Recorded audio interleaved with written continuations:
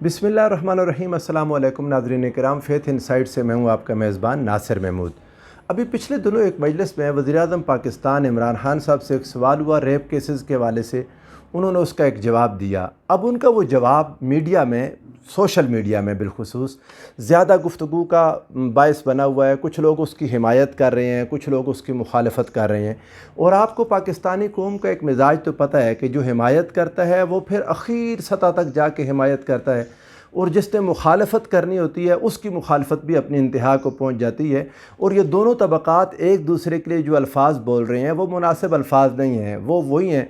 एक दूसरे पर फतवा अंदाज़ी का अंदाज़ है उसका, और अल्फाज का चुनाव ज़्यादा सख्त है। मैं नहीं समझता कि इस वक्त पाकिस्तान में कोई एक भी तबक़ा ऐसा होगा जो फहाशी की हिमायत करता हो। वज़ीर-ए-आज़म पाकिस्तान ने क्या कहा, पहले आप उनके अल्फाज को सुने। एक छोटा सा क्लिप है, उससे आगे फिर मैं इस पर गुफ्तगू करता हूँ।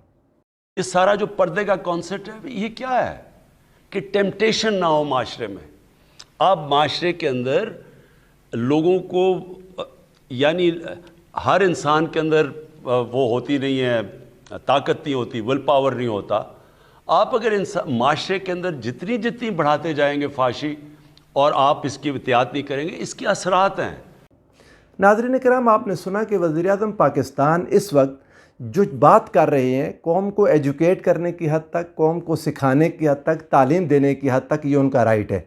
एक लीडर अपनी कौम को सिखाए, ये भी उसका राइट है। और उन्होंने जितनी गुफ्तगू की उसूलन उससे कम अज़ कम मैं इख्तिलाफ़ नहीं करता, लेकिन मेरा इख्तिलाफ़ है भी। वो इस गुफ्तगू के एंड पर मैं आपको जाके जब कंक्लूड करूँगा तो बात बताऊँगा कि इमरान खान साहब गलती कहाँ खा गए, उनसे कहाँ गलती हुई है। और ये सारी सही बातें करने के बावजूद वो सही नहीं हैं, यानी बातें दुरुस्त कर दी लेकिन वो ख़ुद दुरुस्त नहीं है। उन्होंने जो बात की है उसके साथ उसूलन इत्तेफाक करने के बावजूद इमरान खान साहब से मैं मुत्तफ़िक नहीं हूँ।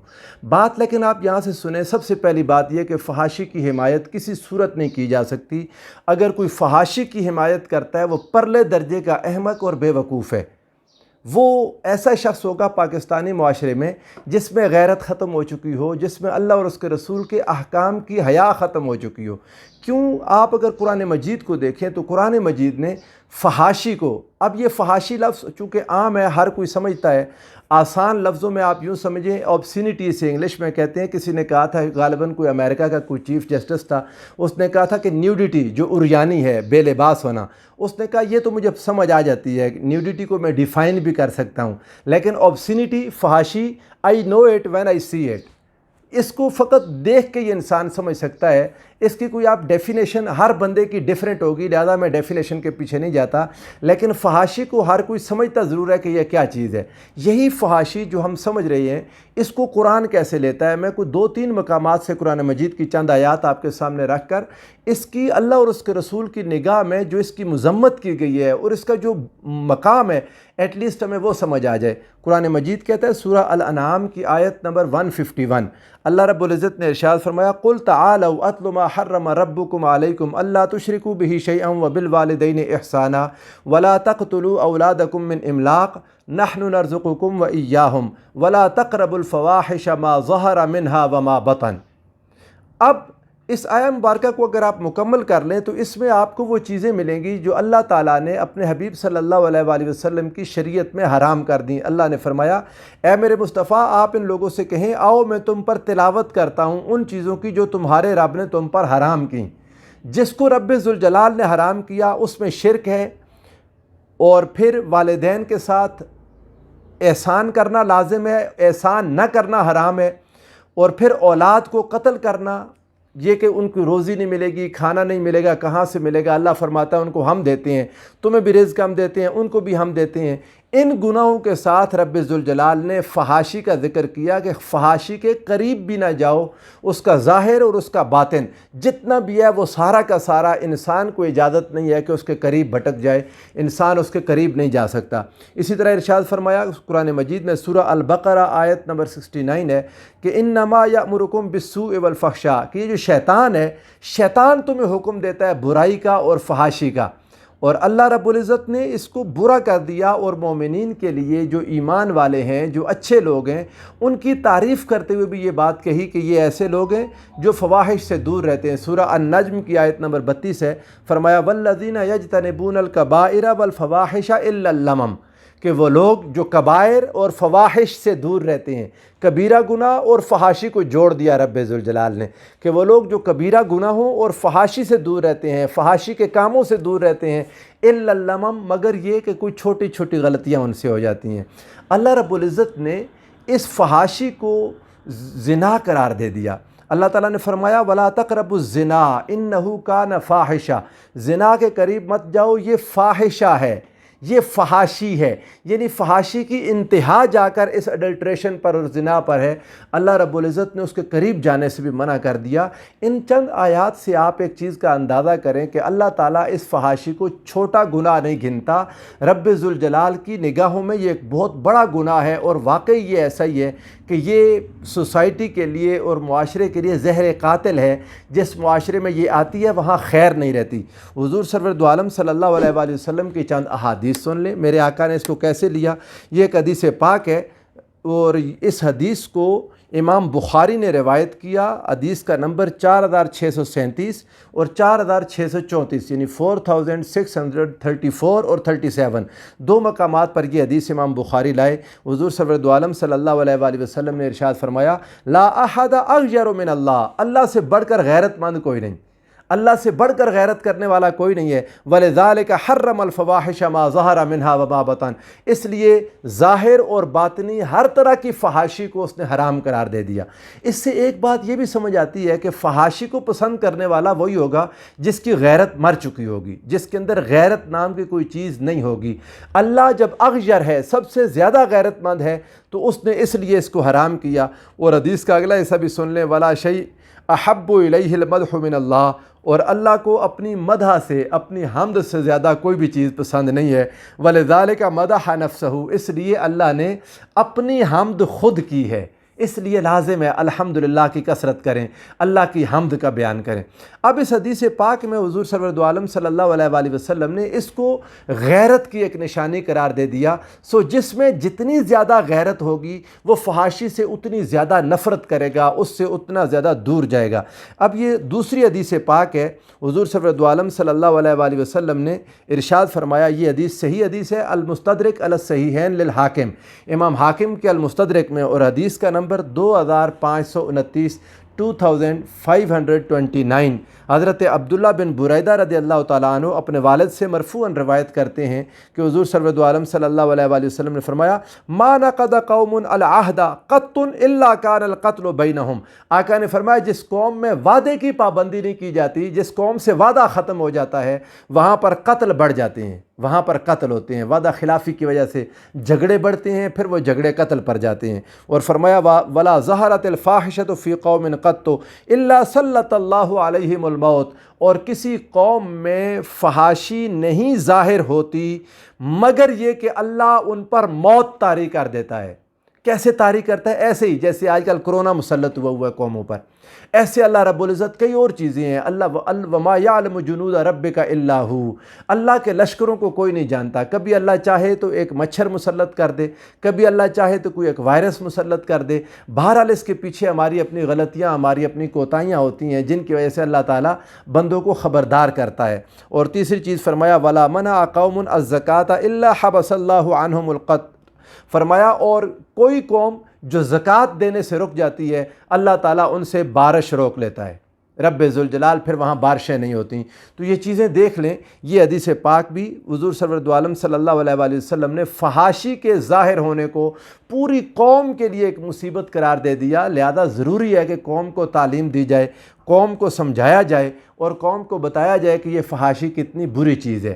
حضور نبی کریم صلی اللہ علیہ وآلہ وسلم نے دوزخیوں کی دو اقسام کا بیان کیا، لیکن ساتھ یہ ارشاد فرمایا کہ انہیں میں نے اس ظاہری دنیا میں نہیں دیکھا۔ حدیث کے الفاظ سن لیں، حضرت ابو ہریرہ رضی اللہ تعالیٰ عنہ بیان کرتے ہیں، اور یہ حدیث پاک امام مسلم نے اس کو روایت کیا۔ حدیث کا نمبر ہے 7194، 7194۔ وہ فرمایا کہ صنفان من اہل النار لم ارہما، اہل جہنمیوں کی دو قسمیں ہیں جن کو میں نے نہیں دیکھا، یعنی بظاہر اس دنیا کی ظاہری حیات میں نے ان کو نہیں دیکھا۔ فرمایا قوم معہم سیات کا اذناب البقر، ایک وہ لوگ جن کے پاس گائے کی دم جیسے کوڑے ہیں، یضربون بہ الناس، وہ لوگوں کو مارتے ہیں اس سے، ظلم کرنے والے لوگ کوڑے ہاتھوں میں پکڑے ہوئے ہیں اور ہر کسی کو مارتے جاتے ہیں، یعنی دوسرے لوگوں کا خیال نہیں کرتے، یقیناً کمزور لوگوں کو مارتے ہیں، غریبوں کو، مسکینوں کو، محتاجوں کو۔ فرمایا یہ جہنمی لوگ ہیں۔ دوسری جو بات کی، میری مائیں، بہنیں، بیٹیاں پوری توجہ کے ساتھ سنیں، میں کبھی کسی کا لباس دیکھ کر اس کے نیک ہونے کا یا اس کے اچھے ہونے کا یا اس کے برے ہونے کا فتویٰ نہیں دیتا۔ ممکن ہے کوئی ہماری ماں، بہن، بیٹی، اس نے ایک لباس پہنا ہو، اپنی ناسمجھی میں، اپنے شوق میں، مقابلے میں، فیشن کے طور پر اس نے ایک ایسا لباس پہنا ہوا ہے، لیکن یہ بھی ممکن ہے کہ وہ شب زندہ دار ہو، یہ بھی ممکن ہے کہ وہ راتوں کو جاگتی ہو، اللہ کے حضور روتی ہو، لیکن توجہ اس طرف نہیں گئی۔ تو توجہ دلانے کے لیے اللہ کے رسول صلی اللہ علیہ وآلہ وسلم کے یہ الفاظ پیش کر رہا ہوں۔ حضور علیہ السلام نے دوسرا گروہ جہنم کا جن کے بارے میں فرمایا کہ میں نے ان کو نہیں دیکھا، فرمایا وَنِسَاءٌ، اور پھر وہ عورتیں ہیں، کاسیات عاریات، وہ لباس پہنے ہوئے بھی ننگی ہیں۔ یہ غور کرنے والی بات ہے، لباس پہننے کے باوجود ننگی ہیں، ممیلات مائلات، برائی کی طرف خود مائل ہوتی ہیں اور دوسروں کو بھی مائل کرتی ہیں برائی کی طرف۔ یہ ہے فحاشی، جن کی نیت میں یہ ہوتا ہے لوگ میری طرف مائل ہوں، لوگ مجھے دیکھیں، مائلات ممیلات، خود بھی دوسروں کی طرف مائل ہوتی ہیں، دوسروں کو اپنی طرف مائل کرتی ہیں۔ فرمایا رؤوسہن کاسنمۃ البخت المائلہ، اور حضور علیہ السلام نے فرمایا ان کے سر، بخت ایک مقام تھا، ایک علاقہ تھا، ان کی اونٹنیوں کے ایک طرف جھکے کوہان کی مانند ہیں۔ ممکن ہے بہت بڑے بڑے جو جونڈے اور جوڑے سروں پر بنائے ہوتے ہیں ان کی طرف اشارہ ہوا آقا علیہ السلام کا۔ فرمایا لا يدخلن الجنہ، اب یہ الفاظ سن لیں، یہ جو لباس پہننے کے باوجود ننگا ہونا، جو بات میں نے شروع میں کی، وہ چیف جسٹس نے کہا تھا I know it when I see it، اس کو لباس پہنا ہوا ہے لیکن بازو نظر آ رہے ہیں، ٹانگیں نظر آ رہی ہیں، جسم کے دوسرے حصے نظر آ رہے ہیں۔ اللہ اور اس کے رسول کی طرف سے جو فرض پردہ ہے، یعنی جو الاؤڈ ہے، اس میں آپ کے ہاتھ، آپ کے پاؤں اور آپ کا چہرہ جس پر آپ نے میک اپ زیادہ نہیں کیا ہوا، وہ سادگی کے ساتھ آپ اس کو کھلا رکھ سکتے ہیں اپنی ضرورت کے تحت، اور جو اس کو بھی ڈھانپ لے اللہ کی طرف سے اس کے لیے اجر ہے۔ لیکن اس کے علاوہ جسم کا دکھانا یا آپ کے کپڑوں میں سے سی تھرو ہو جانا، وہ نظر آنا، اس کے لیے فرمایا حضور علیہ السلام نے سزا کیا دی، سن لیجئے۔ آقا نے اس سزا کا جو اعلان کیا، فرمایا لا يدخلن الجنت ولا یجدن ریحہا، یہ عورتیں نہ جنت میں داخل ہوں گی، نہ جنت کی خوشبو سونگھ سکیں گی۔ اور جنت کی خوشبو کے بارے میں فرمایا وَإِنَّ رِيحَهَا لَيُوجَدُ مِن مَسِيرَةٍ كَذَا وَكَذَا، آقا نے فرمایا حالانکہ جو جنت کی خوشبو ہے کئی فاصلوں سے سنی جا سکتی ہے، لیکن اللہ ایسی عورتوں کو جو لباس پہننے کے باوجود ننگی ہوتی ہیں، مائلات ممیلات، دوسروں کو اپنی طرف مائل کرنے والی یا دوسروں کی طرف مائل ہونے والی، فرمایا ان کو جنت کی خوشبو بھی سونگھائی نہیں جائے گی۔ اور امام احمد بن حنبل کی ایک روایت ہے، حدیث نمبر 12871، یہ حدیث بھی صحیح ہے، 12871، اس میں الفاظ ہیں العنوہن فإنہن ملعونات، انہیں لعنت کرو، یہ ملعون ہیں، یعنی جو جہنم کی عورتیں ہیں، جو جہنم کے اندر ہیں۔ اس دنیا میں کسی کو ایسے دیکھ کر اس پر لعنت کرنا، اللہ اور اس کے رسول نے اس کی اجازت نہیں دی۔ اگر آپ کو کسی کا لباس بہت خراب بھی لگا یا نامناسب لگا، اس کے لیے دعا کریں کہ اللہ تعالیٰ اسے توفیق دے۔ اگر وہ آپ کی اپنی بیوی، ماں، بہن، بچی، قریبی ہے، اسے اچھے طریقے سے سمجھا دیں، اور اگر کوئی دوسرا ہے جس سے آپ بات نہیں کر سکتے تو اس کے لیے دعا کریں۔ اس کو دنیا میں لعنت کرنے کی ضرورت نہیں ہے، ممکن ہے اس کے اعمال کئی اور اچھے اعمال ہوں جن کی وجہ سے اللہ اسے معاف فرما دے، لیکن دعا یہ ان عورتوں کے بارے میں جو جہنم میں ہے، حضور علیہ السلام نے فرمایا دوزخ میں ہیں، ان پر لعنت کرنی بنتی ہے۔ ظاہر ہے دوزخ میں چلی گئی اپنے ان برے اعمال کی وجہ سے، تو حضور علیہ السلام نے ان کے لیے اس بد دعا کا حکم دیا۔ اب یہاں تک تو بات ہو گئی کہ فحاشی کی ان واضح احکام کی موجودگی میں کوئی شخص حمایت نہیں کر سکتا، نہ اس چیز کو جھٹلایا جا سکتا ہے کہ ملک میں یہ میڈیا کی وجہ سے بھی، اب سوشل میڈیا کی وجہ سے بھی یہ فیشن کے نام پر بھی مختلف انداز میں فحاشی کو پھیلایا جا رہا ہے، اس کو انکلکیٹ کیا جا رہا ہے، اس کو ذہنوں میں راسخ کیا جا رہا ہے، اور نئے نئے فیشن نئے نئے ڈیزائنوں کے نام پر آ رہے ہیں، اور لوگوں کو اندازہ ہی نہیں، اچھے بھلے نیک لوگ، حضور علیہ السلام کی ایک حدیث ہے، آقا نے فرمایا سواریوں پر سوار ہو کے لوگ مسجدوں میں آ کر اتریں گے، لیکن ان کے گھروں میں لباس ایسا ہوگا جس کے بارے میں فرمایا کہ لباس پہننے کے باوجود ننگے ہوں گے، یعنی لوگ نمازی بھی ہوں گے، لوگ روزے دار بھی ہوں گے، لوگ حج بھی کرتے ہوں گے، لوگ عمرہ بھی کرتے ہوں گے، لیکن لباس کے معاملے میں یہ لاپرواہی شروع ہو جائے گی، اور اس کی وجہ یہ ہے کہ شیطان لوگوں کو اس طرف لے جائے گا، اور آج کے دور میں شیطان کے یہ بڑے بڑے ہتھ کنڈوں میں ہمارا ٹی وی اور میڈیا ہے جو اس چیز کو پھیلا رہا ہے اور لوگوں کے اندر راسخ کر رہا ہے۔ حضور علیہ السلام کے ان فرامین کی روشنی میں کوئی شخص بھی اپنی آنکھیں بند نہ رکھے، کوئی شخص نہ رکھے، میری مائیں بہنیں بیٹیاں بھی توجہ فرمائیں، ماں باپ بھی غور کریں، خاوند بھی غور کریں، خود ہر کوئی غور کر کے اس بیماری کو روکے۔ یہاں تک یہ بات وزیر اعظم پاکستان کی درست ہے، اس وجہ سے بیماریاں، پریشانیاں، مصیبتیں اور بعض اوقات ریپ کے کیسز بڑھتے ہیں۔ لیکن میں جو بات کرنا چاہتا ہوں، میں نے کہا اپنی گفتگو کے اینڈ میں کروں گا، وزیر اعظم عمران خان صاحب سے کہنا چاہوں گا، یا آج جو ان کی حمایت کر رہے ہیں، یہ تو آپ نے تقریر کر دی، گفتگو کر دی، اس کے بعد آپ بتائیں آپ کی ذمہ داری کیا ہے؟ یہ کوئی ایسے نہیں ہے کہ کسی مسجد کا امام مولانا طارق جمیل یا فلاں کسی نے تقریر کر دی اور چلا گیا۔ آپ ایک ذمہ دار شخص ہیں، اس قوم نے آپ کو ووٹ دیا ہے، اس قوم نے آپ کو حکمران بنایا ہے، آپ کی ذمہ داری فقط تعلیم دینا نہیں ہے، آپ کی ذمہ داری یہ ہے، جب آپ سے پوچھا گیا تھا، سوال کرنے والے نے آپ سے وجوہات نہیں پوچھی تھی کہ ریپ کیسز کے بڑھنے کی وجوہات کیا ہیں، آپ نے ایک وجہ بیان کی، اس سے آگے بھی وجوہات ہیں۔ چھوٹے چھوٹے معصوم بچوں کے ساتھ جو زیادتی ہو رہی ہے ان کو آپ پردہ کیسے کروائیں گے؟ معصوم بچیوں کے ساتھ جو زیادتی ہوتی ہے آپ کیا ان کو بھی پردہ کروائیں گے؟ یہ معاملہ فقط پردے کا نہیں ہے، یہاں پر قانون کی بات ہے، جو قانون امیر کے گھر کی لونڈی بن چکا ہے، وہ قانون جو اس وقت تک کسی کو پکڑتا نہیں ہے، شکنجے میں نہیں لیتا، قانون یعنی آپ یوں کہہ لیں کہ ایسی لاقانونیت ہے جو جس پر چاہے ظلم کر دیتا ہے، زبردستی کرنا، ریپ کیسز کرنا، ان میں اللہ تعالیٰ اپنا فضل فرمایا۔ ہمارے ملک پاکستان میں جہاں مسلمان بستے ہیں یقیناً اس کی کوئی حوصلہ افزائی نہیں کرتا، لیکن وزیر اعظم صاحب آپ کا کام ہے قانون سازی کرنا اور کروانا، آپ اس کی ذمہ دار ہیں، کل قیامت کو آپ سے پوچھا جائے گا، آپ قیامت کے دن اس کے مجرم ہوں گے۔ جب ظلم ہوتا ہے، جب کسی پر بھی ظلم ہوتا ہے، وہ پکڑا ہی نہیں جاتا۔ آپ ملک پاکستان کی آپ نے وعدہ کیا تھا کہ آپ پولیس کی اصلاح کر دیں گے، کیا ہوا آپ سے؟ کوئی اصلاح نہیں کر سکے آپ۔ جب یہ ظلم بڑھیں گے، اور باقی ظلم بھی بڑھ رہے ہیں، اس کے ساتھ ساتھ قتل زیادہ ہو رہے ہیں، اس کے ساتھ اور زیادتیاں معاشرے میں ہو رہی ہیں، اور پریشانیاں معاشرے میں بڑھی جا رہی ہیں، اس کے لیے قانون سازی کرنا، اور اس قانون کو، یہ وہ بات ہے جو آپ نے نہیں کہی اور میں نے کہا میں آپ کو بتاؤں گا، آپ اس بات کو فحاشی کے ساتھ جوڑنے میں جھوٹے ہیں۔